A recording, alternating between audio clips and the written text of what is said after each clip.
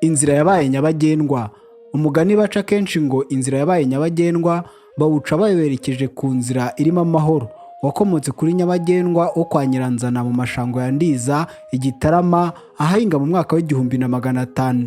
Uwo mugabo nyabagendwa yumvise ko Ndoli ahaka neza bitewe n'uko abanyenduga bamuyobotse akabagabira inka ndetse n'imisozi. Yibaza uko yabigenza ngo azamugereho. Agisha inama umugore we, aramubaza ati nzavana he umuntu wansohoza kuri Ndahiro uwo nguwo? Umugore aramusubiza ati numvise ko abanyanduga bakunda ibirago kandi babikundira ukuri, nta muntu waho uzi kubiboha.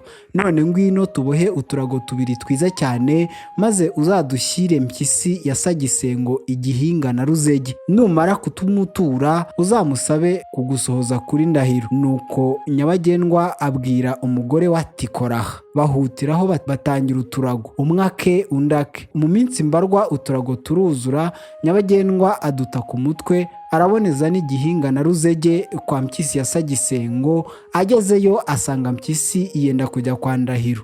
Yiroha mu rugo aravunyisha, atura Mpyisi utwo turago.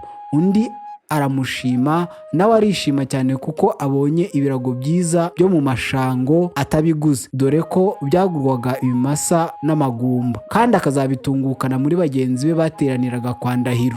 Nyabagendwa abonye Mpyisi yishimye araterura ati rero Mpyisi, naje kugusaba ngo uzansohoze kuri Ndahiro. Mpyisi ati n'ubusanze ndi mu nzira zo kujyayo, uze tujyane nzagusohoza. Bukeye bombi bashyira nzira barajyana. Mpyisi asezeranya nyabagendwa ko azaguma ku kiraro cye akamutunga. Bageze i Kingogo, Mpyisi asohoza nyabagendwa kuri Ndahiro, amusobanurira nuko azi kuboha ibirago bitagira uko bisa, amutura kimwe mu byo yamuhaye. Nyabagendwa aguma kwa Ndahiro ubwo.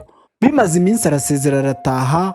Ab'iwabo bari barabuze agashweshwe ke, babona aradutse abungukanye inka ebyiri z'imbyeyi agabanye kwa Ndahiro n'iy'ingumba aje kugura ibirago. Barishima baranezerwa, ya ngumba barayibaga bagabana ibikenya bazishyura ibirago. Bimaze kuboneka, nyabagendwa abikorera bene wabo, babijyana kwa Ndahiro barabimurika. Ndahiro arabashima, bituma agabira nyabagendwa inyuma ya Ndiza hose ngo ajye azana ikoro ry'ibirago byaho.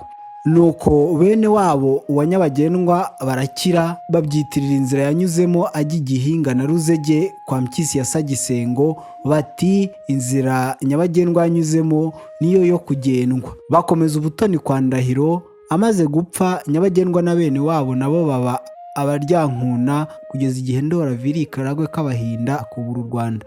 Nyabagendwa yongera kugabana Ndiza yose, aba n'umushumba w'inguge Ruganzu yazanye we n'umuryango we Abanyamuheno. Abashumba b'inguge yo mu bwiru bw'ibwami bakamenya inguge zimanaga n'abami, zasaza bakajya gufata izindi ku Ndiza. Nuko kuva icyo gihe inzira yose iva mu mashango igana i Nduga bayita inzira ya nyabagendwa.